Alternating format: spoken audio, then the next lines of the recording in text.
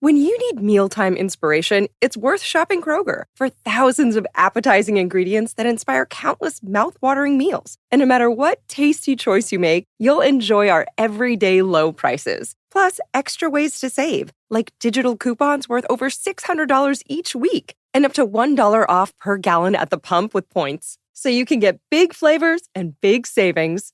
Kroger, fresh for everyone. Fuel restrictions apply.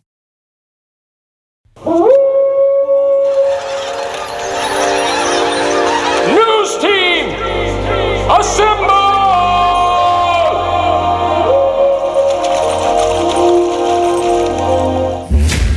It's back and bigger than ever. It's the unofficial 40 from Soonerscoop.com.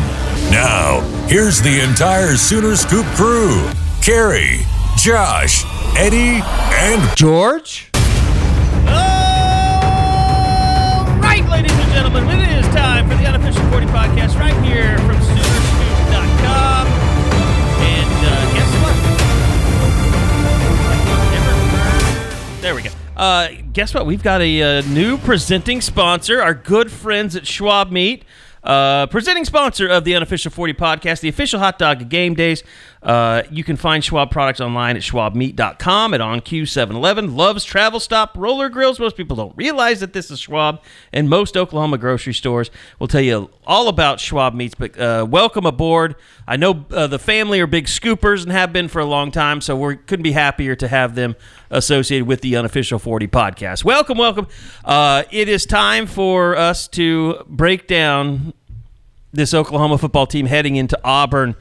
You guys will be making the trip. I'm talking about Eddie and George. Hopefully, how's the hurricane doing, Eddie? I know you've been keeping track. Big. It's big. Little hail last night in Oklahoma City. We didn't get anything in Norman. The pictures that came out of that were wild. Now, I've had my car window blown out by hail before. Had a couple buddies. It's not fun. One of my buddies, or both my buddies, up at Birdie's, the great restaurant up on 150th and May. Chef Lee's on a new show on Food Network. Is he? Yeah. I think he had been out taping something in San Francisco or somewhere. Yeah, it's like some house recently. they're all in. Like it's like a Halloween kind of like. I don't know. The first episode was on last night. I didn't catch it. Chef Lee, though, the back of his window completely gone. I mean, that was how the entire parking lot was. Had a buddy up at Lifetime Gym up on. I don't even know what that is. Just in the parking lot there of Quail Springs, completely like his car's just completely messed up. That was crazy. It was weird because I think it left the office about 6:30. We got done a little bit early. It was so dark. Yeah, like the clouds, the difference in clouds, like God. From the west to the east, it was like hell and heaven. Like it was unbelievable the difference in the clouds. The picture from the National Weather Service in Norman, with like I don't even know what the shape of the cloud is, but it's pretty cool. I don't know if that makes anybody's car better or their house or their roofs. Yeah, but. I did. I was watching Channel 9 with our guy David Payne last night. And the way he describes things is just, he has such a terrible bedside manner. He's just like, this is a classic signature look that you get when there's a tornado. But unfortunately, we didn't get the ground part to DP9's thirsty. He's thirsty for tornadoes. Yeah, this is the off season. This is like when you get a little bit of college football news in I guess it never stops nowadays, but yeah. Like you get a really big deal, like when Brent Rawls falls out of the back of a truck. I mean, he got some TV time, some prime time TV time last night at 6:30. I'm sure he ate that up. I just got my texts continue to flow in. I just got a hashtag Team Murdoch from someone. We all got in some Twitter beef last night, there is no beef. There's not really any beef, but yeah, if you're wondering how this has played out, if you're just listening and you followed all the drama last night, Sam Humphries was coming after us. We couldn't figure out exactly the veracity and why it was so important to come after us like that. It was about the Dylan Gabriel stuff, and we can talk about that. But I will say, we're all good. Like, we have no issues. It was we're used to Twitter fights and our mentions. I tried to explain to our boss, like, George, your mentions are a disaster most of the time. Oh yeah, I'm used to that. Eddie's likable, so he doesn't get he gets some of it, but not as. Does that mean I'm not likable?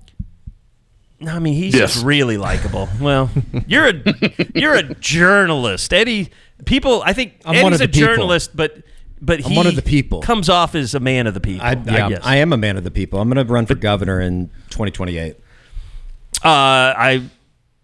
Holding you to that. What does that mean for this job? I don't think the governor does anything. We can still work.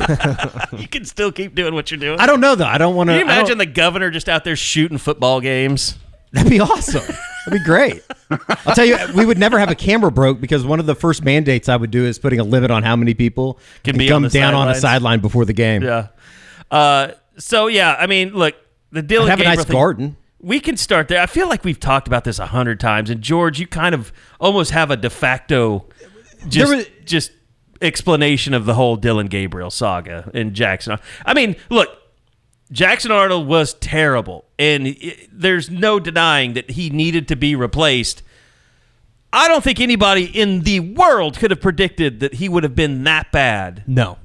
Against Tennessee. No, and the thing that I think is getting lost in this for some reason, even though it's been made very clear, is that Dylan had made it clear to everyone that he was leaving Oklahoma after last season to go to the NFL. Like, that was what his goal was. He came on our own YouTube show and said, like, my intentions were to go to the NFL, and once that didn't happen, he gets his draft grade back around the exact same time that Jeff Lebby leaves. He's saying, well, shit, I should probably go somewhere else. And he goes, I want to go closer to home, just like Brent said yesterday. Get closer to Hawaii. Yeah, and I also made this point on our show yesterday, but like, Dylan's not stupid. Like, he also saw what was going on here, where it's like, does he want to stay with a whole new offensive coordinator, which at that point you don't know what offense he's going to run, a whole new offensive line. You're losing Tyler Guyton. You're losing. All these things. It's like Dylan did what was best for him, and Oklahoma knew that. Now, did Oklahoma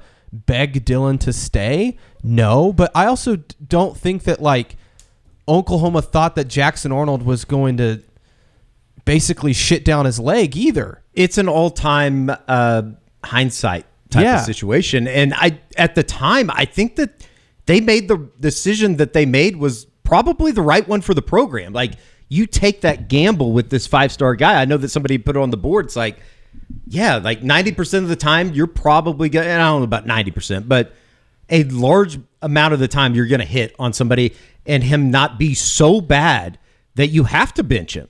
And obviously now you look back and you go, that didn't work out. You had to take the gamble. In hindsight, obviously you would have kept Dylan Gabriel if you had that opportunity, but you had to make a decision as an organization. You had to put your foot in the ground and say, this is what's best for our future moving forward. We have this 5-star that we believe in that has 3 to 4 years remaining, or we have this other guy. We can put a Band-Aid on, one more season and have this guy come in, and who knows how the NIL was going to get worked out. He's clearly, and I know for a fact that he's making a lot more money at Oregon than he was. I mean, ridiculous amounts of money at Oregon, and he was able to use all of that to his advantage, and he was right to do so. Like, we don't begrudge Dylan for going out and finding a better offer and a better deal. When you need mealtime inspiration, it's worth shopping Kroger for thousands of appetizing ingredients that inspire countless mouth-watering meals. And no matter what tasty choice you make, you'll enjoy our everyday low prices. Plus, extra ways to save, like digital coupons worth over $600 each week and up to $1 off per gallon at the pump with points. So you can get big flavors and big savings. Kroger, fresh for everyone. Fuel restrictions apply. I had somebody reach out yesterday and just kind of reiterated, I think, what we had talked about at the time. It's one of those things. Like, he had lunch with somebody that is from the Dylan Gabriel party, we'll say. Even the day that he met with Brent Venables, the idea that he was going to come back to Oklahoma didn't exist. It was not there. It's not a reality. And it all boils down to the fact that, and I think we've talked about it time and time again, Jeff Lebby was the reason Dylan Gabriel was at Oklahoma. Correct. Yes. Well, and when you get into these situations, if you have a guy on the radio, a young guy, and Sam, and he sees a pretty easy, low-hanging fruit debate, embrace debate moment, the fact of the matter is, here at Sooner Scoop, we know all the details, the ins and outs of what happened. It's not just they chose wrong.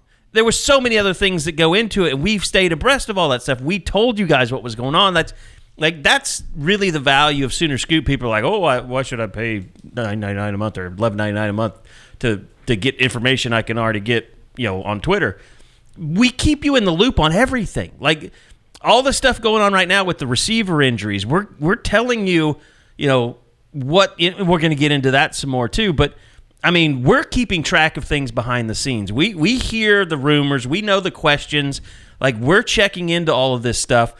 It's just like today on the teleconference call, George, you wanted to ask Brent about Andrel Anthony and Nick Anderson and, what's the future hold for them. And, we'll get into that more because we've got some other things we want to get to. But just being able to give you, and it's not a trail of breadcrumbs, it's really painting the entire picture and not just giving you a finished painting. I mean, it's what we do. I mean, we spend all of our days in these offices talking about this stuff and going over what we're hearing. And Josh, you sent stuff this morning, and we don't have to get into that because some of it's a lot of rumor, and sometimes we kind of have to parse through it. But eventually we get down to the bottom of everything, and it's more than just this stupid, embrace debate stuff where you narrow it down to one decision that was made and pit it against another decision. There's so many things that went into that. And I think it's we should be after this. I'm done discussing Dylan Gabriel versus Jackson Arnold. It doesn't matter. He's and that's the thing that's so frustrating is like this whole narrative is like, well, they ran him off. One, that's not true. No one ran anybody off. But two, why does it matter? He's not here. He's not walking through that door. Like, they're in this shithole, and there's no. There's, I don't know if that's the way you would have put it. Well, they are. They're in this like horrible position, and there's no. Dylan Gabriel isn't just going to walk out there. So why are we discussing it? Yeah. It's ridiculous. And Dylan Gabriel's not fixing the problems they have. They're not. I don't think they're beating He's not Tennessee making the wide receiver room healthy. He's not fixing the O-line. He's not. That stuff's. Again, in some ways, I can argue that for the situation they're facing, Jackson Arnold's better. Like, I can make that case. I don't necessarily believe it, but I can make the argument. I'm just saying I don't think it's a big. And the whole thing about all this, the easiest way, Brent Venables went out of his way to have that conversation during the press conference yesterday. Didn't have to do it. It wasn't something that came up. It was part of something he clearly wanted to get off his chest. And within that, he knows Dylan Gabriel's going to hear that. Like, Dylan Gabriel's aware of the conversation that's going on in Oklahoma now. If it was wrong or erroneous, he could step in front and be like, that's not what happened. But Brent knows that, I mean, to the best of his understanding, this is what I know. This is what happened from my point of view. Like, I don't know why anybody's acting like this is some big facade, like, because it would be so easy for Dylan to be like, that didn't happen. Yeah, and you know what? I think if we had Dylan just hanging out in the office and it was off the record, I think he would probably be like, I feel bad for Jackson, but man, this is really interesting. Like, yeah. Like, he'd be like, I kind of could see that coming. I could kind of see what's happen. I didn't know that, Nick Anderson and Andrel Anthony and Jalil Farouk would go down. But he would think it would. I guarantee he thinks it's fascinating what's going on around here right now. It's what makes everything about just why this offense isn't good. I mean, even borderline good. So fascinating because it is so many different variables. Who could have expected on August 1st to look up and say, A, Jackson Arnold's going to be benched. B, they're not going to have any of their top 4 wide receivers. The offensive line is going to be a rotating circus. Hopefully that's finding some sustainability.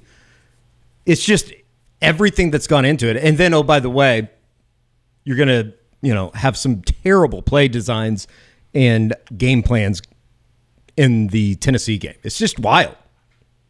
It is. It has been 2 straight years of just head-scratching offensive play calls. I mean, last year, to me, it was... Well, fans got on the jet sweep stuff. They hated that. But bringing in Jackson Arnold to run the ball like it was the belldozer. Like that was always head scratching. Never understood that. And now this year, you have some weirdly timed, terrible looking plays, and the RPO stuff. That being such a controversial deal. Like I didn't expect Jackson Arnold to have such a problem with it. Really, I don't think anybody did. I think that everybody thought that he was going to be able to execute that. And part of me wants to give Jackson a break and I still think that he can get better at some point. But like the other narrative that's out there that I just is baffling to me, and I think it's mostly from opposing fan bases, but it's like this narrative that Brent made like the wrong choice and that it's a bad look to bench Jackson. It's like, man, if you watched that first half, that's out there. Oh yeah, like they think that Brent has handled this poorly by benching Jackson against Tennessee or starting Michael Hawkins or all of both. That basically that it like sends the wrong message to recruits or whatever. And I think it's mostly I think it's the exact message you want to send. Exactly. I know. And that's what's crazy. I mean, those people didn't watch the game. I mean, Jackson Arnold was terrible. I know. It was bad. And I like Jackson Arnold, but I mean, this isn't you just cannot play that terrible and continue going out there as a starting quarterback. This isn't a one-off, right? This has been building over the last couple of weeks, even though they were able to win their first 3 games of the season against Temple and Tulane or Houston and Tulane. Like the offense still wasn't moving the football. The first half of Temple is the only time that you've thought that this offense looked really good. But even then, even decent. Even then, we had conversations like there was some hiccups in that game. Yeah. There were some moments it's like, they weren't really able to run the football and they didn't really have a lot of explosive defense plays. Let them get in position to make. They had to have plays. a punt, a muffed punt for a touchdown. Like it wasn't the performance that you thought you were going to see, even against Temple. It makes it even worse too, I think, when you flip on somebody like an Aaron Murray or some of these breakdowns, and as bad as it's been, and even in the low points of Saturday night against Tennessee, there's still plays to be made. Like I know that it wasn't the right play, but if Jackson doesn't throw the lateral there, like there is a ton of grass open. Yeah. And the execution part is, I think, the most frustrating part for me is like, yeah, sure, that's not all Jackson's fault, but he's obviously just not seeing things right either. What do you think, Josh? The big sack in the first quarter when Jake Roberts comes in motion, I think it's maybe the second, third drive, something like that. Roberts comes in motion. They snap it, frankly, too early. Roberts got no chance to get to the end or do whatever he's supposed to do in that assignment. There is a hole that I could have gotten 10 yards in that front. And that's my problem. Like I keep hearing people say like, oh, the receivers are young and the offensive line's not playing well. And while those things are true, there's still plays out there that are not being made. Like Michael Hawkins didn't suddenly cure the offensive line and the receivers, and he started making some plays. Guys, the completion he made to Raggins in the fourth quarter, big time from the opposite hash. That's a big league throw. That was super impressive. By the way, before we get to that, you mentioned, not seeing things well. You don't have a problem with that. No, and it's thanks to Enjoy Vision, which is the best laser vision center in Oklahoma City. It's not even close. The combination of mind-blowing technology, experienced eyeball surgeons, and exceptional patient care was life-changing. What they're doing for the Unofficial 40 listener, they're giving $400 off LASIK. All you got to do is go to enjoywithme.com. That is the letter NJOY withme.com and use promo code U40. $400 off LASIK. Enjoy Vision. This is where you LASIK. And is there any code for extra Valium? Yeah, you just got to say, Eddie.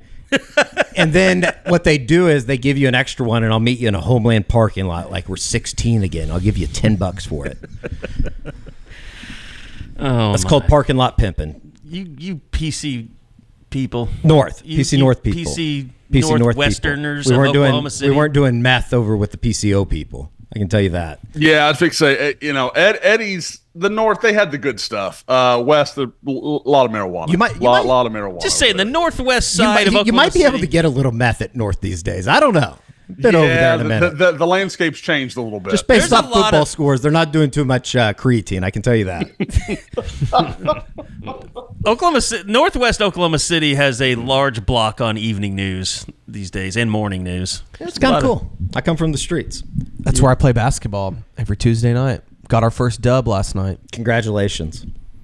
How many points do you have? How are we feeling today, George? Are we settling in? Is the aerobic exercise being okay? I'm good. I was tired last night. I was playing some really good defense, but I think I had like 18 last night, Eddie. I can score. 18. Okay. I don't do much else, but I can shoot the ball a little bit. And are you getting more? So and you're more, 3-and-D is what you're telling us? 3-and-D. Has the backlash died down from quitting the Scoop League? I don't know. I don't pay attention to those people. That league was out of control. And you wonder why Eddie's the likable one. Yeah, no kidding. All right. So those people. Yeah, we were starting to talk a little bit about Michael Hawkins Jr. and his performance, but I'm trying to remember what road. Here's the thing. I'm on the microphone today, and all I can think about is not having Eddie diagnose me with early onset dementia. I mean, we were talking about Emmett Jones earlier, and he's calling him Emmett Smith. Josh, we got a situation over here at the office. No, it was one time. I mean, He has identified though that I know it's Jake Roberts and Jake Deion Roberts. Burks. We did get that fixed. We're fixed there. Although Jake Roberts, there are weird.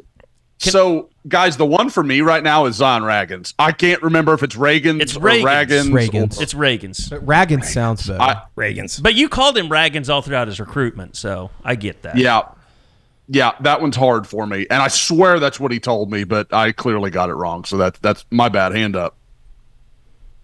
Anyway, yeah, I'm trying. I need to go through I need to get some of those mental apps on my phone where you solve little puzzles and stuff.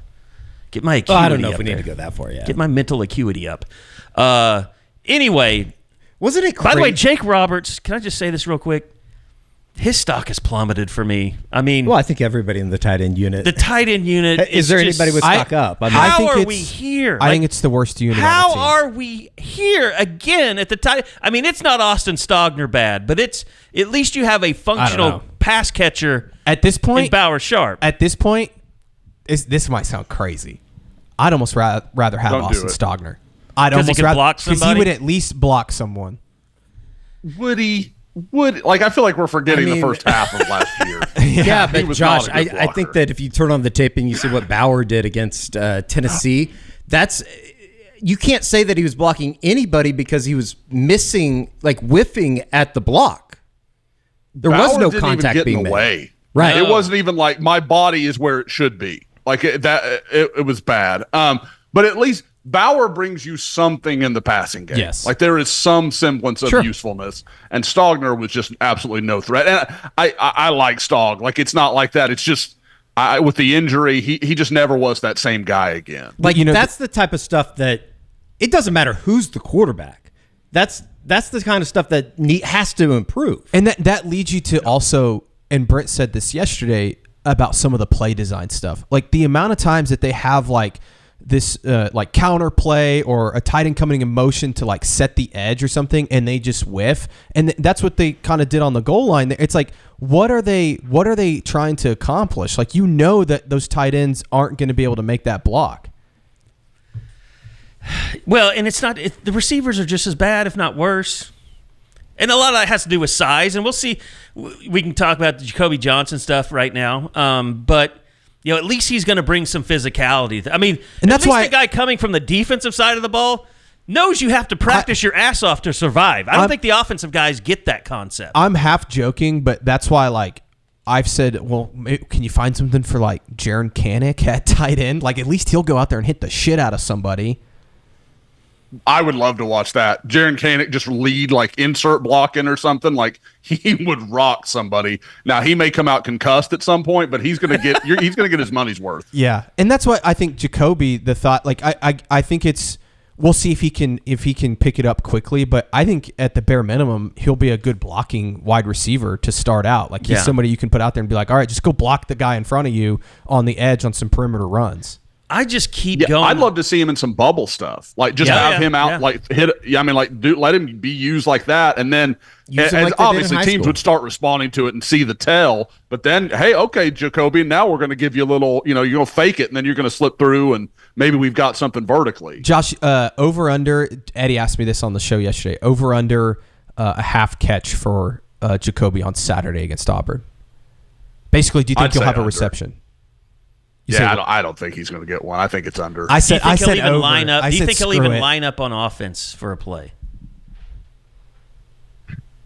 I think he's going almost as a reward. I think they'd have to. I think he will because who else are they playing? Like if let's say Deion Burks is out Saturday, who are they playing? It's going to be Petaway, Thompson, and Reagans. Like you got to play Kearney a little bit. Kearney. Carry on, like they don't have a whole lot of options. Like I think do we really think Burks is that bad though? I have no idea. I have no clue. Guys, the Kearney on the long completion of Petaway where he almost scores. Kearney is one of the few wide receivers I've seen all year that was blocking somebody downfield, and you're like, that's what you're supposed to. It feels like Petaway. Like why is he not getting a few snaps to see what he's got? It was amazing. I mean, I know he is, but why aren't they looking his way? It was a religious experience watching him catch the 2 balls in the fourth quarter. I was like, oh my God, he isn't hurt. He can run with the football. He can play. Well, and here's the thing for me that is the biggest indictment on this offense is that play that Javonte Barnes had on the sideline when he got hit so hard that I think it knocked the wind out of him. Remember, he sat over there on his knees for a while and put his head down, and you wonder, like, oh, God, like, did he run into the cart? He didn't run into the cart. He just got the shit knocked out of him on the sideline. And Javonte's a big dude. And he's a big dude, but, like, that entire Tennessee defense, like, they were unencumbered running toward him. No one had picked off anyone in that secondary. There was nobody blocking anybody on that play. And it's just going to lead to these running backs getting murdered if they don't start blocking people. I mean, Taylor Tatum didn't make it out of the game. Javonte Barnes is lucky he made it out of the game. Gavin Sawchuk didn't play enough to get hurt. Like, I'm concerned about the amount of bodies that this offense is going to have in 3 weeks, after the Texas game. How about the concern for Hawkins? I mean, he took some big shots in that game. And some of that's he's running around, but, like, it's like there's sometimes that they're just not even blocking anybody up. And this gets into the offensive line, but like there's times where they just totally whiff on some guys. And it's just like, whoever's back there's getting sacked within a second. It's like, how is this possible? I just think when you look at the totality of this offense and how poor it is, there's not a single position coach that feels like they're doing their job right now. I feel like Joe John Finley, if you ranked worst jobs coaching, Joe John Finley's at the bottom. I don't know if Emmett Jones is much further ahead of him. I give Emmett a little bit Emmett's more at of least a break. Recruiting. I mean, yeah, but I give him a little bit more of a break because of the injuries. I mean, the room is it's depleted. It's decimated. Yes. It's crazy. Yeah. It's almost like, how is this even possible? It doesn't seem like it mathematically should be. Like, it's crazy that they're – because, guys, that was the thing in the preseason where, like, not only is it good, I mean, you've got guys like Anderson and Burks. Like, okay, great. You might have some real, frontline NFL guys there, but there's depth here. There's a lot of bodies that OU can just keep throwing at people. And now you're like, they've got maybe 4 or 5 guys that can actually play football. I worry that the offense, if it doesn't look better against Auburn, that maybe you do have guys shut down. Well, I think you got to make a move up at play caller. If they go to Auburn and they lose, and it doesn't look any better, I think you have to. What is Josh? Let's talk about that. What is? Well, first, before we do that, I want to tell you guys about Schwab Meat, the official hot dog of game days, a presenting sponsor of the Unofficial 40. Schwab Meat's been smoking the highest quality smoked meats, hot dogs, and sausages in OKC since 1912. You can find their products online at schwabmeat.com. And let me tell you, we've done online food sales with people before, and that shipping is not cheap. And what they've got going right now is they're doing free shipping on all online orders over $75 with code SoonerScoop. And I've seen some of the carts on this deal. It could be $100 in shipping. Like, that's a steal, is getting $75 worth of Schwab meat using that code SoonerScoop with free shipping. It's almost like they're paying you to send you meat. Also, you can find their products online at schwabmeat.com. On Q stores, if you see the Schwab brisket hot dog, get it. It will change your life. The 7-Eleven and Love's Travel Stop roller grills, and most people don't realize that those are Schwab, but they are. I know we've all probably had a Schwab dog at the Thunder games. Hell yeah. Great to go up and have those at halftime. But we'd like to welcome Schwab and the Schwab family, big supporters of Sooner Scoop and the unofficial 40. I know longtime scoopers themselves. So, okay, let's get back to what happens if this offense stinks against Auburn. If Michael Hawkins does not make it better, what are we looking at staff-wise? What is Brent Venables? What are his options, do we think? I don't think that there's a whole lot of them. I think it to would be completely honest with you. I think it would be either, I guess, Joe John as the co-OC, but I think there's a chance it would be like Kevin Johns, who has called plays before. He was Duke's offensive coordinator a year ago. He's currently an offensive analyst, but I don't know. I don't really know what they would do. For that to happen, you would have to make a move on staff, though, correct? That's what I'm saying. That's what I'm saying is like it would have to be like a situation where you're parting ways with Seth, and you elevate someone. And I think we probably should say that, like, to a certain extent, or maybe a full extent, this is Brent Venables' problem. He's the one that elevated these guys. And hand up, I thought it was a great idea. 4 weeks into this, it does not appear to be working out. Correct. Guys, I've had people on the board ask me, and I'd be interested in your thoughts. I know I've kind of talked about this with you all. This, like, I had somebody say, like, oh, are there too many cooks in the kitchen? You know, where you've got Bill Bedenbaugh as, you know, kind of the de facto run game coordinator, and you've got Joe John Finley as co-OC, and obviously Seth Luttrell is the designer and play caller. When I watch this offense, this doesn't feel like too many, like, because you're not seeing a bunch of varied ideas. It's kind of the same stuff over and over again, and it's pretty limited. It feels very singular to me. And on a scale of 1 to 5 in innovation, where has these game plans been? Like a 1.3? Guys, we talked about this after the Tulane game, where they were doing some fakes and stuff, and you're like, well, you haven't set that up. Like, I get it. Like, we're gonna run this inside zone several times, boom, boom, boom, and then we're gonna use that. We're gonna set up a quick option or something. We're gonna run off of that, or we're gonna make you. You have options off of it. The perfect example is the fumble by Jackson Arnold inside the 5, the fake toss. Like, you haven't shown toss. Like, why are you faking the toss? It's a wasted movement. Like, there's nobody. It's like, oh, they've gotten us with that so far. Like, it just was a strange choice. And if you look at the tape, if he just tosses the ball to Javonte Barnes runs into the end zone. Yeah. Like, it's a touchdown. And so you're just like, it's stuff like that where I'm like, you're making things complicated that don't need to be complicated. And at the same time, you could have some more. I mean, it sounds really, really confusing, I get, but like, there could be some complication in what you are doing. It just seems very A to B to C punt. Question that I do not know the answer to. Because of the way that we have seen Jackson operate, was the pitch even an option and he just didn't make the play? That would be one of my questions. Fair.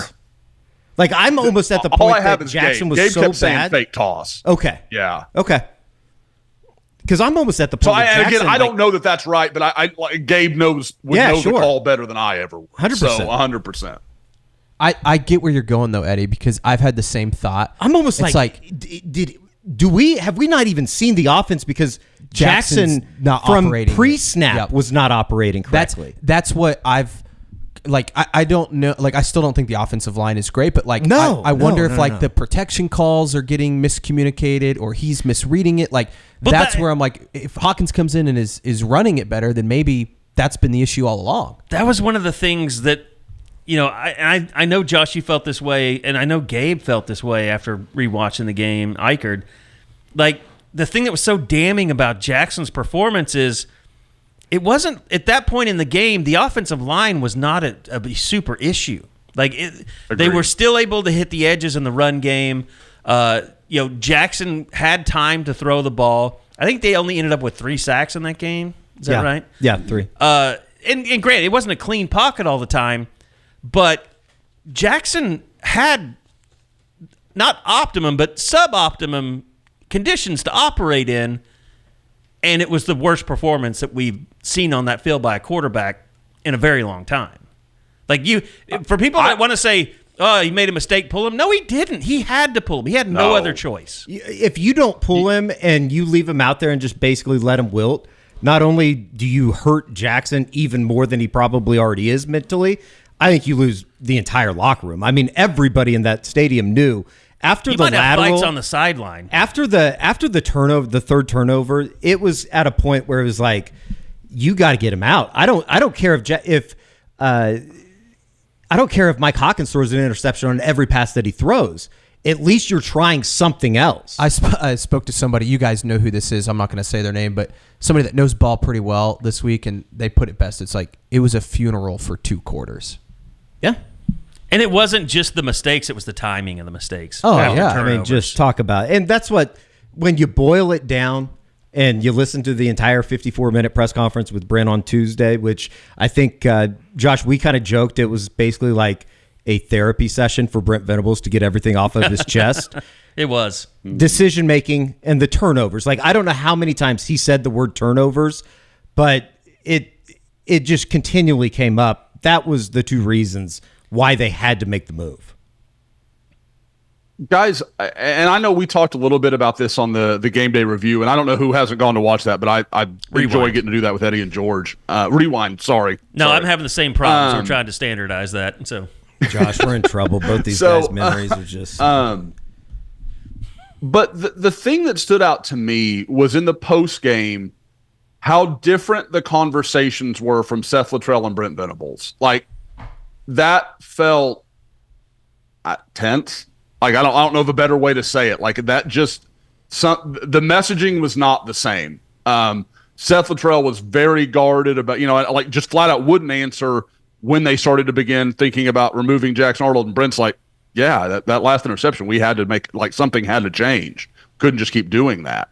And I got sick of seeing the same thing. And I get that Brent's emotional and all that stuff, and Seth is too. Like, I understand all that, but it was just, I don't know. Like, I felt like there was more going on in that conversation, those 2 separate conversations. Yeah, and I mean, I think we talked about this a lot. Just, it's amazing that Brent pretty much talks to the public and the press. These are all things that he said to his staff in a meeting. And to me, the thing that I liked most about what he had to say yesterday was he was basically saying, look, offense is not any different than defense. You have to go out there and everybody has to do their job, and you have to do the job that you're told to do. You can't be trying to do other things. Just like on defense, if they have a guy that's in a gap, he's on the inside or the outside, he knows his assignment, he has to do that assignment. We're not asking him to do more. I think he feels like on offense, some of those guys really feel like they have to do more because they're struggling, when the answer is for everybody just to do what the coaches are telling them to do, to block the right guy. When your back is against the goal line, don't let a guy run through, like, just untouched and sack you and hit your tackle your running back for a safety. Like, I think Brent is kind of trying to take control of this thing, and I appreciated that because he's not just being the defensive coordinator. He's trying to be the head coach now and explain to his players, this is how you play well. I know how the defense plays well. It is playing well. If you guys do this on offense, you'll play well too. And I think he's just pissed off because he knows how good his defense is. Like, he knows that this is a defense that can, like, really win a lot of football games at a high level. SEC caliber defense. And it comes down to, like, I thought the turnover stuff was really interesting because he's basically saying, all I want is an offense that's not going to turn the ball over. Like, and I'm not asking for the whole thing about smelling blood and stuff like that. Like, and I came in here the other day and I was like, the guys were sitting in the conference room, and I was like, it's kind of like those old commercials, like quarterback coach, $500, hotel and lodging for 7-on-7, $1,000. It's like you add all this stuff up that Jackson Arnold has done in his career to prepare to be in that moment. All that matters is not the preparation. All that matters is that you succeed when given the moment to succeed. And Jackson those lights didn't come do on, that. you got to show up. That's all that really matters. And that's the one thing you can put out as much training social video as you want to with your trainer and you with the shirt off and sweating your ass off. But when you get the ball on the 5-yard line after the defense gets a fumble, you've got to put that motherfucker in the end zone. And even if he did get absolutely. I get that, up. but like I know what you're saying. You can't lose. I'm the not ball making there. an excuse. But It's just funny. That's the one thing I think about Hawkins. And again, we haven't seen him enough. He does seem like that somewhat of a gamer. Like he just, I mean, the way his attitude, his body language, like the way he handled that situation. It can't be said enough how tough of that situation that he stepped into was. Yeah. And he at least kind of said, like, all right, I'm a true freshman. This is the first time I'm playing real snaps. Jump on my back. I'll carry you. Yep. He didn't look like it was too big for him. Yeah. Like he looked like, okay, I'm out here. Let's see what we can do. And I thought, I mean, and obviously not like I'm alone in this, but as the game went on, it slowed down for him, and that's when he started making some plays. He was like, okay, and you could tell that he and Petaway have a connection. Like I thought that was very obvious. Jaquez on the one just sits down in the middle of the zone. Mike finds him immediately, makes a play. Like I was super impressed. But guys, with what Carey's saying, you have to look at it going forward because everybody I've talked to, Jackson Arnold does all the prep work you could ask him to do. Like it's not him not being ready. It's not him not knowing, what Tennessee does in this situation or that situation. Something again, I think something's off with his confidence. Like I think I know he is a better player than what he has been putting on film the first 4 weeks. At the same time, now we're going to see with Michael Hawkins. He went out there in a situation against a defense that was not prepared for him, didn't know what he brought to the table. I was not familiar with your game. It's kind of the situation there. So now Auburn's going to be ready, and that's a pretty good defense. I'm not saying Oklahoma's got the best unit on the field with their defense, but Auburn's a respectable defense. They play good ball, and Oklahoma is going to have they're going to throw some stuff at him. He's going to look confused at times. Like people have to understand that. But now it's about what is Michael's preparation like? What is he going to be like? Is he going to know inside the red zone? Auburn loves to, when I'm hot, I need to look here.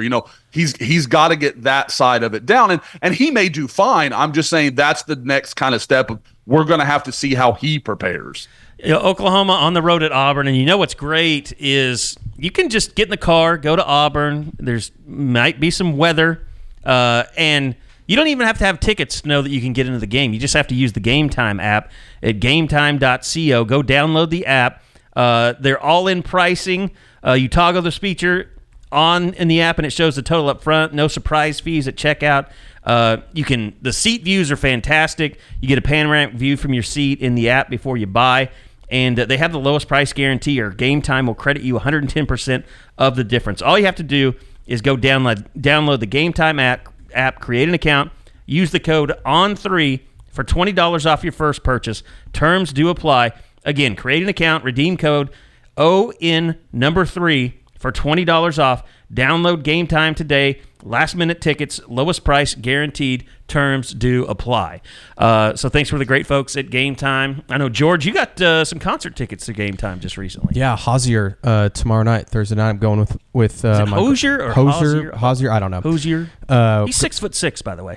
I know you told me that. That's crazy. He's super tall. But yeah, I got on Game Time actually this morning and bought those tickets for a really good price. So it's gonna be fun. And you told us you hate him, but you're going because your girlfriend's making you. That's not what I said. I don't. I actually like his music. Too Sweet. It's been on the radio Take Me a lot. to Church. Yeah. So you plan to throw things at him, George? That's terrible. No. We need to alert somebody. He's planning on a shoot off. He's going to take a basketball and see how good of a shooter he is. Could he join the league? Maybe. what? In today's world, George is going to be banned. I'm going to be using Game Time to get some Astros playoff tickets, guys. I'm pretty excited about that. They're playing good. I don't think that's a bad futures bet.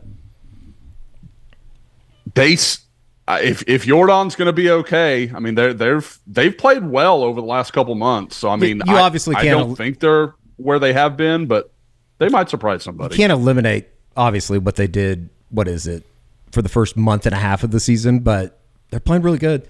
Hold on, okay, real quick. Crazy if the Tigers get into. Who does Texas play this? Do they play Mississippi State? Oh God, you better buy your Yes. OU Texas tickets now on Game Time because those are only going to go up. The Texas fans Yeah. are going to clamor for those. Absolutely. I'd buy them before the Auburn game because I can't see prices doing anything but going up. And if Auburn goes badly, you can always sell them to the Texas fans. after. Exactly. Oh God. Yeah, I mean, buy low, sell high. That's how it works. Mm-hmm. All right. It's stocks. So I feel like we don't give enough time to the defense, and I don't want to just gloss over what they've done, but continually, just every time you rewatch that game, I'm just more and more impressed that the defense was able to just keep coming back and coming back. They were incredible. Every time that, and especially after that third turnover, I was like, this is where this is going to get really bad. By the way, you know the craziest thing, and I think Brent talked about this on his coach's show, they taught Trace Ford to play the cheetah just last week. Shout out Xavier Brewer. Holy He did a shit. hell of a job. And I kind of read in between the lines on that. It kind of seems like if they could find a way to get Xavier Brewer on staff, he would be. Like on the actual staff. Yeah. It seems like Brent Venables loves I think he that said he guy. was his first analyst hire when he took the job. Seems like Brent loves him. Yeah. And Trace played amazing. It was almost kind of weird in a way because I walked out of that game Saturday night, and obviously we talk about the knowns, right? So much. Danny, Billy, Woody, DJ Terry to a certain extent. It was some of the other guys. Trace Ford. Lewis Carter. Lewis Carter was incredible. I think that was the guy that a lot of people have been talking about. We're obviously going to see more Samuel Masigo with the injury to Kendel Dolby, which is just awful. I've never seen a guy so devastated to a certain extent on the field yelling. It was like almost kind of chilling to sit there and listen to him go through that. And then you said he was just screaming. Like, yeah, it was crazy. Even when he was I put getting the video carted up out. on Twitter. It was insane. I felt terrible for him because I love that guy. And then who else? Eli Bowen looked great, and he was tested multiple times. That was kind of the big thing for me was like just walking out of there though, like this thing's deep. Yeah, and I'm really interested for you guys to talk to Justin Hawkinson for the game day preview because all the stuff's been going around about Hugh Freeze and throwing his quarterbacks under the bus, and you've seen Bo Wallace on X going after him all the time. Not a fan, but just the offense in general, it's a mess. I mean, we talk about it. Oklahoma. At least Oklahoma has a guy in Michael Hawkins that came in and did something. They replaced their starter and then brought him back last week because the guy they replaced him with was ineffective. It's got to be total chaos in Auburn right now. I mean, it is and it isn't though because like they're moving the football. They're just turning it over at such a high rate.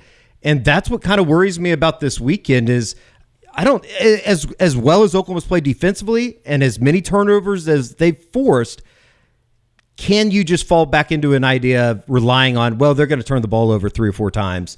Everything's going to be fine. No, but I think that this defense could still get stops. Oh, yeah. That's the Sure, part that sure. I think like they may not force, 4 or 5 turnovers in the game like Auburn's done against good opponents, but I still think that as much as Auburn's moved the ball, they've also had some inefficiency problems that I think Oklahoma should be able to stop them quite a bit. Like if Auburn scores 20 points in this game, I'd be surprised. They should not score 20 Both these points. teams have massive You could almost say that about both teams. Oh, yeah. No, like I think this game is going to be like a 10-3, 14-10 type game or something. This was a stat that Justin had thrown out earlier in the week. Auburn is second in the SEC in yards per carry, second in plays of 20-plus and 30-yard plays, and first in 40-plus and 50-yard plays. Like, they have hit on some big stuff. Mm-hmm. A lot of that came in that first game. Okay. Well, when they played, had, I think one of their really young, talented receivers got hurt early in the season. Coleman. Yep. And is he the one that broke his leg? No. He didn't break it? No, Coleman is the 5-star recruit kid. He's just been banged up, but Gotcha. I can't remember who Auburn played in their first game, but they scored like 70 points or something. Oh, it was. Was it like Furman or something? Hold on, I'm pulling it up.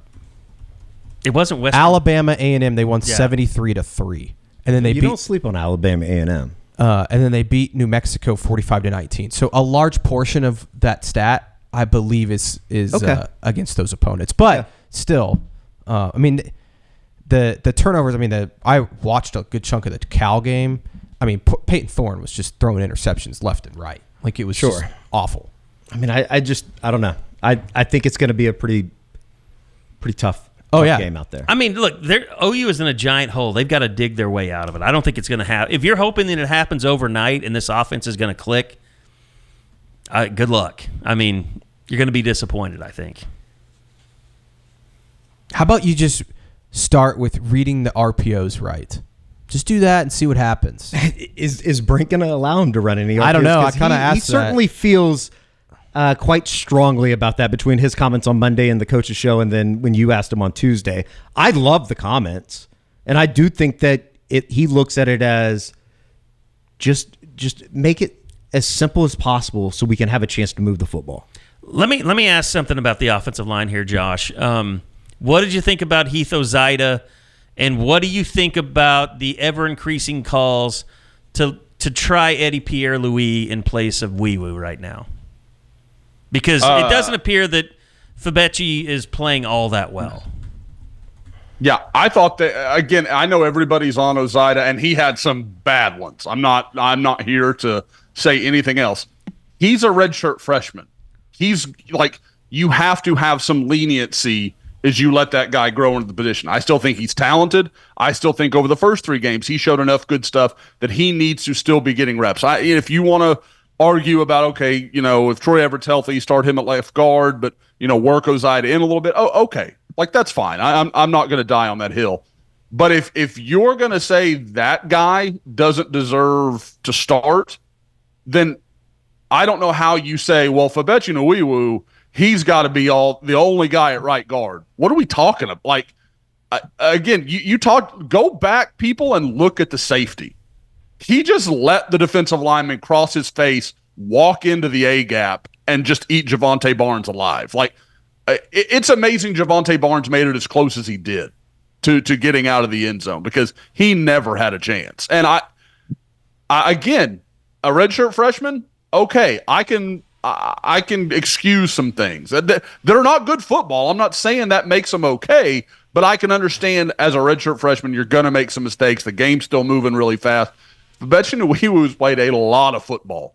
To be making errors like that in that situation, I don't know how his role is irrefutable. You're getting into a floor versus ceiling argument there. Yes, 100%. I mean, and guys, I don't see a future where this O-line's going to be good this year. I mean, like, I think at best it becomes serviceable. So if you've got to start getting some snaps so that next year is not a repeat of the same problems, do what you got to do. I do think we'll see Troy Everett this week for the first time this season. I just don't know if it'll be at guard or center. I mean, would he play for Fabechi? I think it's going to be. I think it'd be left guard. Yeah. It almost guys, I just don't think Hickman's he's still not right. Like, I know he's fighting through it, and I respect him. He's trying to help the team. Like, I fully get it. No diss on him at all. But he's like, there was a couple times when he tried to set his butt down, and he just couldn't base. Tennessee was just running through him. I think we're doing a disservice to the entire fan base to even broach the subject of, can the offensive line look better? I think everyone just needs to realize, like, it's not going to be good, and they're going to have to fight their way through it and figure out what they can figure out. I do think Brent said the right things the other day about just in terms of, I can't even remember what I was going to say. I do have early onset dementia. This is not good. It was. I could see that watching you. Just the thought of whatever you're going to say just fade from your head. It was something about what he said about offensive players, and I can't remember what the point was now. I thought that Carrie, I'm going to need you while you still can to send me all the passwords, all the stuff I need to know. I'm going to be like my dad. I'm going to have a book just with passwords in it, like a little note, like a yellow legal folder. Oh, it's a little black book. He's got all his passwords in there. I think maybe one of the most damning things Brent said yesterday was the quote where he said, "You're either coaching it or you're allowing it." Oh, yeah. When he said that, I was like, damn, that's not good. I appreciated his honesty yesterday, man. Like that was refreshing to hear. Was he just basically was like, this shit is not good. It's one of those little moments that I think that the fan base and even we as media, that you look at it and go, okay, he's not running away from it. He knows that this is a problem. Like, even though he shouldn't have to confirm that with us. It gives off a sense of, okay, at least they know and they're going to try to fix it. Yeah, it's which will be even more disappointing if they come out with the same bullshit this week. Yeah, and it is admirable because, I mean, he's being genuine. He's being honest. At some point he has to worry about his own job. Yeah, he does. And, I mean, that's just kind of Brent's way. He's not afraid to talk ball to anybody. He never has been. He's not afraid to talk, how athletic a guy is or not. And by the way, that leads me to this. I don't know where the obsession with Devon Mitchell has come from. Like, he's going to be some, really quick answer. But I feel like I know what it looks like when a guy is, ready to go and is a really good athlete. I just feel like Devon Mitchell, he needs more development physically. I just don't think he's capable of going out there and contributing right now. And the way that Brent, talked about him not wearing the right clothes sometimes, it kind of leads you to believe, like, yeah, he's really far off, not just physically, but mentally. So anyway, maybe I'm on an island there. As far as Devon, I'm at the point right now at tight end. If you can go out there and block somebody, I would be interested. Or just get in the way. Just get in the way of somebody. Maybe he's so underdeveloped he would get in the way. He'd just stumble into somebody. I kind of took Brent's comments yesterday as he might have trouble knowing the playbook. Like, he wouldn't even know where to line up. I think we're going to see more Cade McIntyre. I think he was a little bit banged up last week. He was obviously on the availability report. I think they're going to play him more and more just because he's a bit more physical, but we haven't seen Caden Helms at all. Oh my God.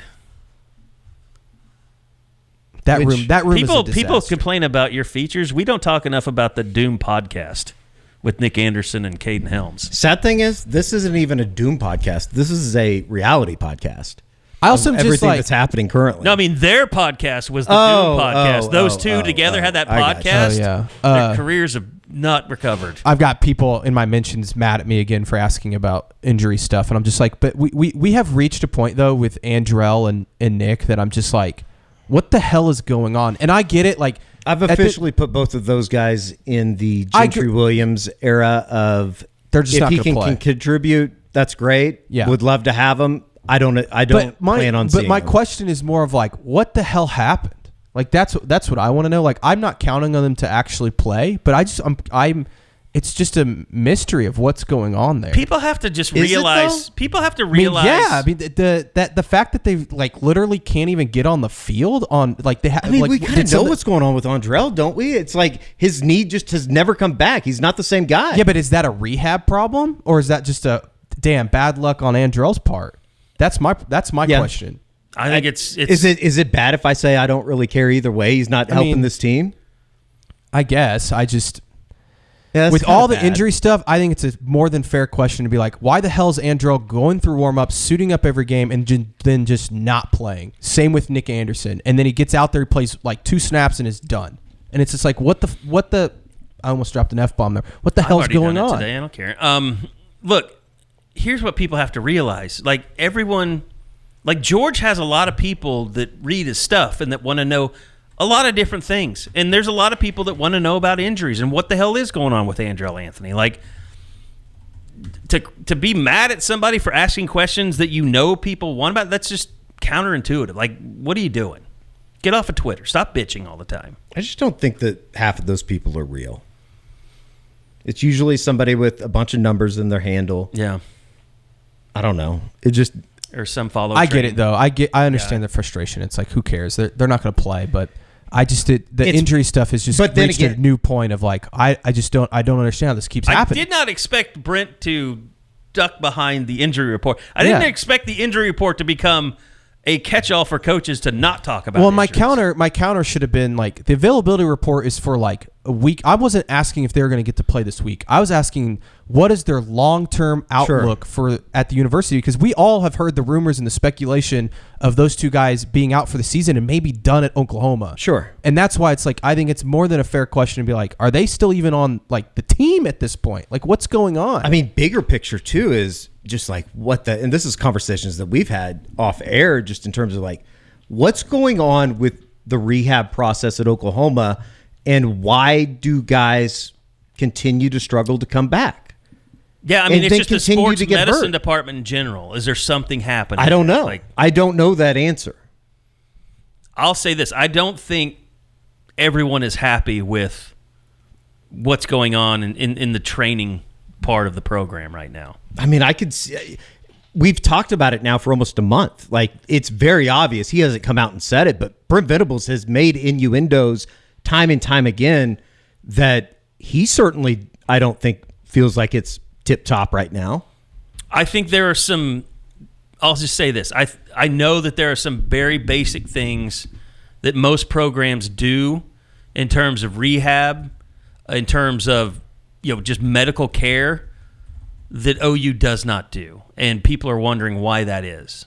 And I don't know how that, I would love to get to the bottom. If there is a problem, I would love to know, because we all know with like sports leagues and things, everybody has a like, you watch every television game, like you watch a game in Kansas, it's like University of Kansas Medical Center. It's like the Thunder have, what are they, McBride? I think OU Med. Or they're OU Med, yeah. So like all this stuff gets packaged into like, a sponsorship deal. Like, is the sponsorship deal, is the medical facilities that OU is using in their sponsorship deal, is that a crossover? Is it not working correctly? Like, that's very complicated stuff that I don't know the answers to. Sure. I'd love to find out, though. They have so many guys injured on one side of the football. It's not a coincidence anymore to me. Like, there's something going on. And it's the Nick Anderson thing that it seems like it should be minor, but all of a sudden it's a big deal. I've never had a quad injury, so I have no idea. I don't know. He was obviously like, the way that he acted, though, after the fourth down and went to the locker room, it just, I don't know.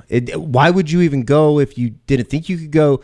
Did you re-aggravate it? And if you re-aggravated it, there's so many questions about that. And I think that it heightens our senses even more because he is Rodney's brother, and we know what happened to his injury situation, which I completely get. You want to be careful about it, but at the same time, in the grand scheme of things, if you're talking about like going to the draft or whatever, what has Nick Anderson done? Why would he think that he's going to get drafted? Yeah, that makes you feel like he's got I don't know. It's bad easy people for in me his to ear. say all this, and I'd probably do the same thing if I thought I could make millions. It's weird to me. You can make millions if you're a star in college, though. It's like the bullshit that's coming out of Las Vegas on Wednesday morning. Oh my God. With Matthew Sluka. Like, I think I would know how to handle it. I'm pretty sure I'd know how my parents would handle it. My ass would be still on the football team. But it's easy to sit here and say that and not be in that situation. I don't know. If you're promised $100,000 and you've only gotten $3,000. But I understand. I've heard that number is wildly inflated. Really? Yes, and I also Yeah. like, even if they offered that, if you're Sluka or his agent, you have to be like, where is the written contract? Yeah. Like, what? Like, that is what you are at fault yourself for not. Like, Kerry, if you would have come to me and like, I'm gonna pay you this amount of money to come work for Sooner Scoop, and I just said I'm leaving Denver without any sort of contract, that would have been crazy. Yeah, I mean, both of you guys, you both have very structured contracts. I mean, we spent a lot of time building your contracts. Yeah. And building in bonuses and all that stuff. It's like, yeah, I knew that this wasn't, it's like, even if I as a business owner, like, people would be coming after you two all the time if we didn't have contracts. And you have very good contracts, but it's like, as a college football program, you have to operate like a business. Like, how do you, if this guy is your quarterback, how do you not have him under contract so stuff like this doesn't happen? Well, and it also both sides are at fault. It also sounds like his agent, it's coming out that he doesn't have a license. Yeah. Like it's another case of what it seems like from the outside looking in, an agent or a third party now coming into this family, and whether he's stealing money from him or whatever he's doing, he's trying to get his own money. Yeah. Like it comes down to his money. This is what he's intending to do. And I feel bad for the kid because he's going to be labeled as a little bit of a scumbag for everything in this. I mean, he quit on his team and they're off to the best start in school history in like 25, 30 years. But it also... That's the thing. How many schools are going to be like, not touching him? Because I don't even care. Like, schools can know that, hey, yeah, UNLV is going to be pissed at this kid. They're still going to call UNLV and have those like, what happened? Tell us the story. Tell us what's going on. And you think UNLV is going to pull any punches? I mean, they're going to tell you what it was. The other side of this, it's going to close doors. The other side of this, though, Josh, is like, and we love the Odom family, but to me, it's no surprise that, the head coach is an Odom and like this stuff happened because he's old school football guy. Yep. And that's one of those things. Like, you get the old school football guy as your head coach, and they're not on board with the NIL stuff, or you don't have, like, I imagine UNLV, like OU has gone through great lengths to separate Brent from the NIL dealings. And that started happening after the Caden Green stuff. And they have divisions, they have people, the Curtis Lofton. I mean, he's there to handle that stuff now. And I imagine UNLV just doesn't have the infrastructure that a place like Oklahoma has, and NIL was very much on the fly. And this is proof that they should have been doing a better job of it. Sure. I agree with that. My impression is this is very much like what Gundy was talking about a few weeks ago with the, stop calling me, we're done, talk to me after the year kind of thing. Yeah, we don't negotiate during the season. Yeah, which I agree with. Like imagine an NFL guy goes off for like 150 and is like, you know what, I need to renegotiate. Like, and I'm not going to play until that would never fly. Well, it does in training camp.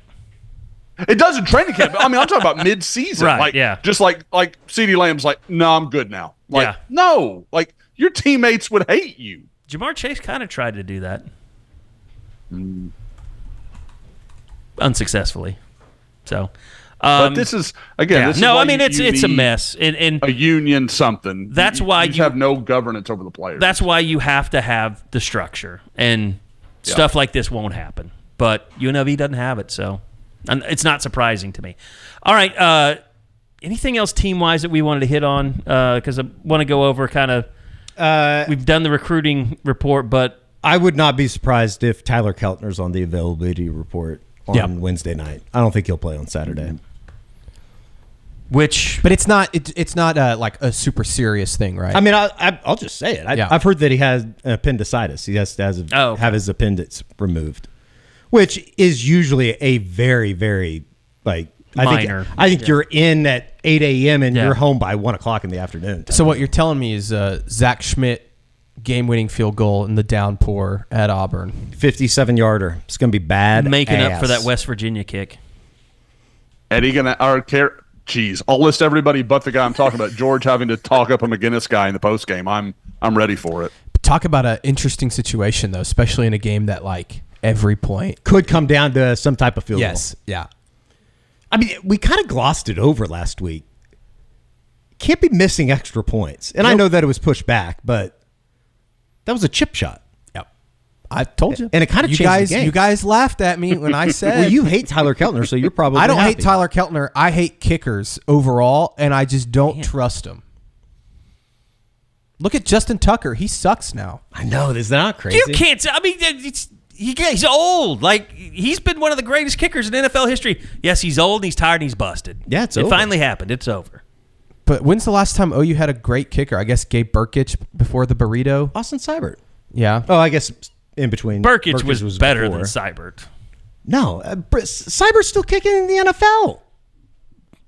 I mean, he got a job like 2 weeks ago. But Burkich never got a job. He's been kicking in the NFL, yeah, though. He's been kicking. Seibert was good. He's in. But he's not any good from 50 out, though. Seibert? Yeah. He has a strong-ass leg. I don't know. Has he made a 50-yarder this year? I really don't know. I have no idea. I think his range is I would agree. I would agree with Kerry that I would agree that Seibert was more consistent because when Burkich fell off, he just fell off the cliff. Yeah. Like he couldn't. The burrito, He man. lost it. The burrito. But I mean, would you rather? Yes, 100%. Would you rather before have a that? I thought he was going to be a Groza finalist. Yeah. No, that's a fact. Would you rather have a pitcher, though, that throws mid-90s and gets people out, or somebody that throws 101 doesn't know where it's going? Eddie, I mean, I want Chicago Cubs Greg Maddux. You know, that's what Exactly. I want. So I think professor. it's safe to say I think OU would rather have Burkich or Seibert. I will say this: Burkich is the first kicker that OU ever trotted out on a regular basis with a 50-yarder plus kick. Sure. Oh, he had a hell of a leg. Yeah. Zach has a hell of a leg. Yeah, he does. Yeah. I mean, that was a hell of a kick on the safety. Yeah. I mean, look, Austin Seibert, it's kind of like, it's like Baker after Trevor. It's like Seibert came after Jimmy Stevens. He got the Jimmy Stevens bump for just being capable. I mean, he's still kicking in the NFL. I know. He kicked 7 field goals in a game and won the game. He's the only person that scored. He'll probably get cut in a couple weeks, but he's still kicking right now. Jaden Daniels, man. He's awesome. Freaking good. I think we got a little bit of a situation that we had last year with C.J. Stroud. The second guy that was picked is a little bit better. And I think I love guys, that debate is already going on. The Bears are terrible, though. Oh, yeah. You remember we were talking about the Giants doing that offseason under the not the Hard Knocks, but talking about their offseason, that sort of thing. Yeah. Do you remember how sold the Giants were? Like, they were open to leaving it in that Jaden Daniels they would make a lot of moves for. Like, they're like, yeah, we'll do whatever to get Jaden Daniels. And you're like, maybe they read that well, because I mean that's the same guy that drafted Josh Allen in Buffalo. So like he clearly has some credentials in recognizing a talented guy. By the way, Josh, I don't know how we determine who wins this debate, but right now Justin Fields ahead of Trevor Lawrence.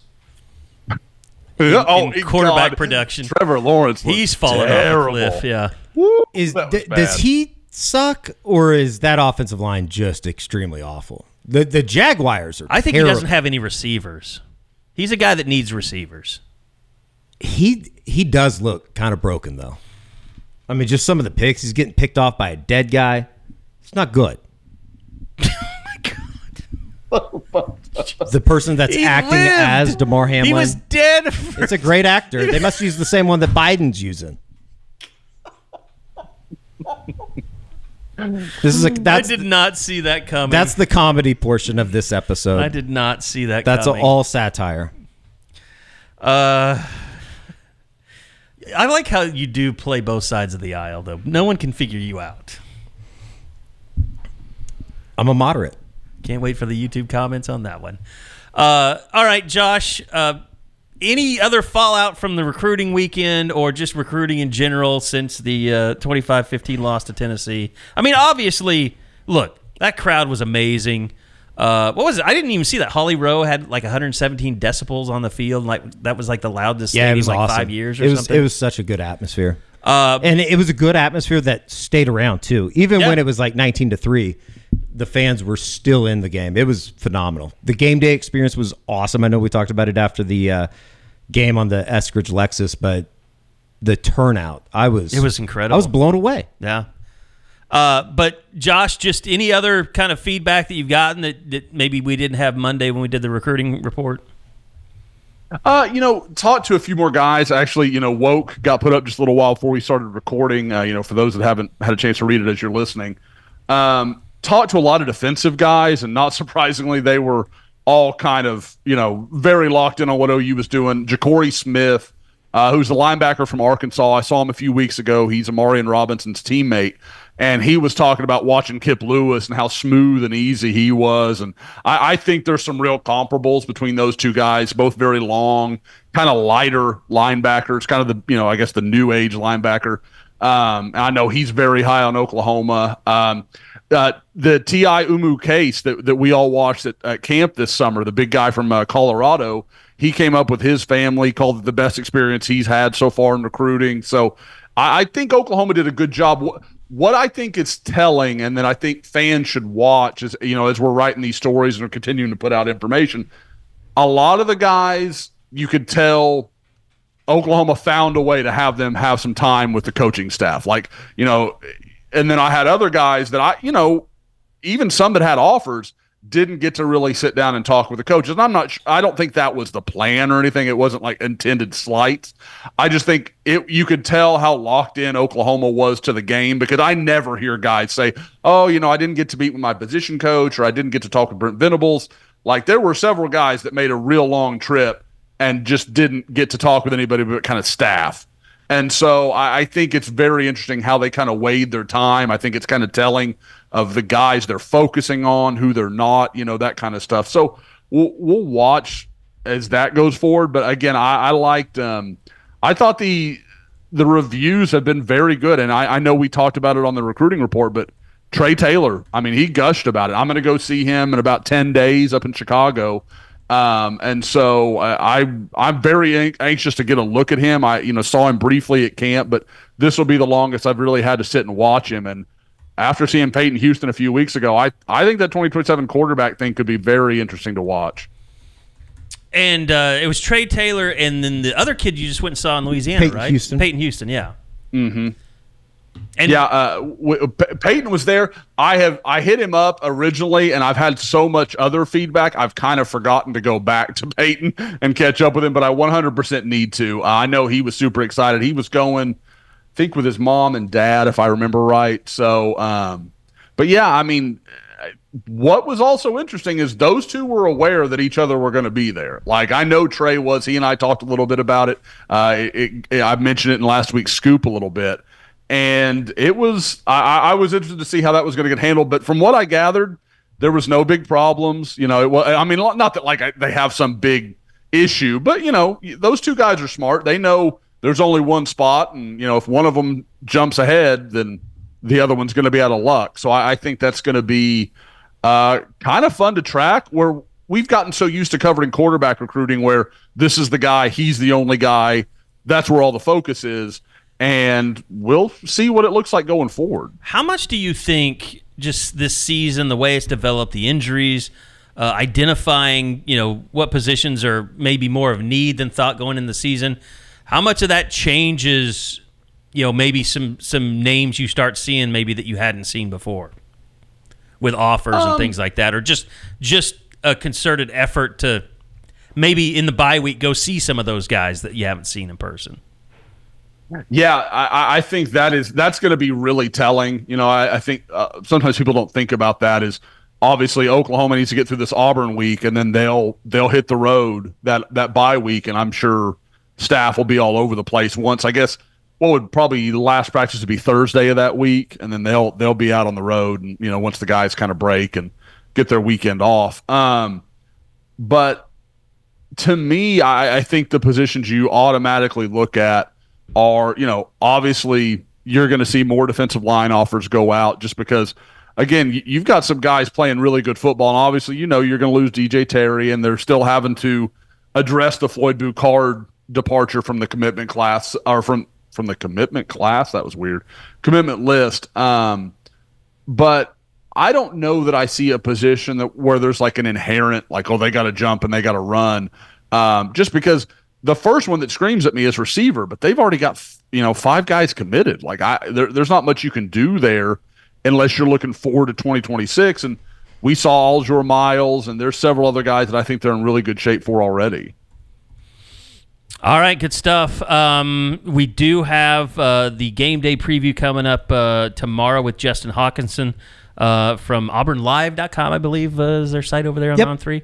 And then the family business, we're going to have Aaron Murray in with the guys. Isaac actually worked for Aaron when he had his NIL company. So he's going to come in and talk about, I know some of you have been watching his YouTube breakdowns of Jackson Arnold the past couple of weeks, and he broke down some of Michael Hawkins' film as well. So he'll be able to talk about what he's seeing from OU's quarterback situation. So a lot of stuff to come still this week. And, of course, Eddie and George will be off to Auburn at the end of the week as well. Got your hotels booked and everything. I got a bad text message from the great Josh Calloway a little bit ago. Oh, I thought you were going to say about from. I just got the one from Southwest that Oh, said. did you get it too? Yeah, that said that your flight might be affected or whatever for the weather. That's what he sent me. So, yeah, not great. Move it to Norman. I really don't know if there is a contingency plan right now. I saw somebody say that they could move this game to Sunday. In Auburn, yeah. Interesting. Well, it wouldn't hurt OU just because they do have the bye week, so you wouldn't, Where's Auburn go next week? It's a great question. I have no idea. It's on the road. Just a second ago. Let's see. They've got... They have an easy one at Georgia. Oh, my God. So, yeah, they're not going to want to do that. At Georgia, no less. They go their schedule after this week's game, which we talked about it on the practice report yesterday. I think it's even more reason to kind of rally the troops this week if you're Auburn with as bad things are going. They go OU this week, at Georgia, at Missouri, at Kentucky, Vanderbilt, Louisiana Monroe over the next 5 weeks. Well, that's tough the first 2 weeks, but you don't think Kentucky's tough, but I'd argue. I would say OU has even more reason to rally the troops. Look at their schedule. No, I think sure. Both sides. This is an win. absolute must win. Yeah, 100%. I think Hugh Freeze might be in some trouble if Oklahoma goes. 3 losses at home in your first, 5 games of the year. That's tough to recover from. That's the kind of stuff that I look at and go, they better play well on Saturday. It's going to be really tough. I think I'm going to pick Auburn. Did you guys see Lane took a little shot at Hugh Freeze? Yes, yeah. He's the best. Dude never stops. I could not stop watching that deal with his daughter, the getting ready for the day video on TikTok. He's unintentionally very funny. He really is. She's hot. Who you guys got this weekend, Alabama or Georgia? She's in college. She's a co-ed. Thank God. Alabama or Georgia this weekend? It's Georgia for me. I think Alabama's got some holes. They're good, but I think people are still like, "Oh, it's Alabama." I don't know. I'm picking Alabama. I think they're good, but Georgia's better. Yeah, I'm picking Alabama. I love me some Jalen Milroe. What's the number right now? I have no idea. I'm on the Jalen Milroe train with you. I think Alabama's going to win, and Jalen Milroe is going to be the favorite to win the Heisman the rest of the year. Oh, don't start with Heisman discussion. I am. Because I'm already just obnoxiously over the factions of Travis Hunter and whomever. I think Travis Hunter. Georgia Travis minus Hunter, 4.5. Wow. 4.5? Yep. So it's been bet up. I think it opened at 2.5 or something like that. Well, maybe. Hang on. Now, I just had the thought. I was like, was that the opening price? Let me check again just to make sure I didn't say that incorrectly. No, it's down to. It opened at 4.5. Georgia's the favorite, so it's down to 2 and 1.5 in some places. Interesting. Mm-hmm. Mostly 2 across the board. Mm-hmm. Should be a good game. FanDuel's got 2.5 if you want a little extra. Should be a really good game. Illinois Penn State's kind of interesting this week. Man, I loved watching that Illinois-Nebraska Friday night game. Brett Bielema, he's a really good football coach. I felt like the temperature dropped about 40 degrees outside, and I wanted to put on a fire and get under a blanket. It's almost the best time of the year. We're almost there. Hey, no more 90s on the forecast. I know, it's for a while. beautiful. It's going to be awesome. All right, that's going to do it for us. We'll keep you updated on what goes on with Auburn and weather and hurricanes and all that stuff. And we'll be back with Game Day Preview and Family Business. And, of course, we may need Eskridge Lexus's help to get to the game. We don't know, but they are official travel partners. So we'll get it done however we got to do it. Might get you a hotel outside of Atlanta by the time this thing is over. Anyway, that's going to do it. We'll be back again next week. Thanks to Schwab Meat Company. Go check them out, schwabmeat.com. Enter that promo code SoonerScoop and get $75 of orders with free shipping. So order $75 or more, and that's free shipping using code SoonerScoop. Thanks for listening. We'll be back again next week with another edition of the Unofficial 40 Podcast right here on SoonerScoop.com.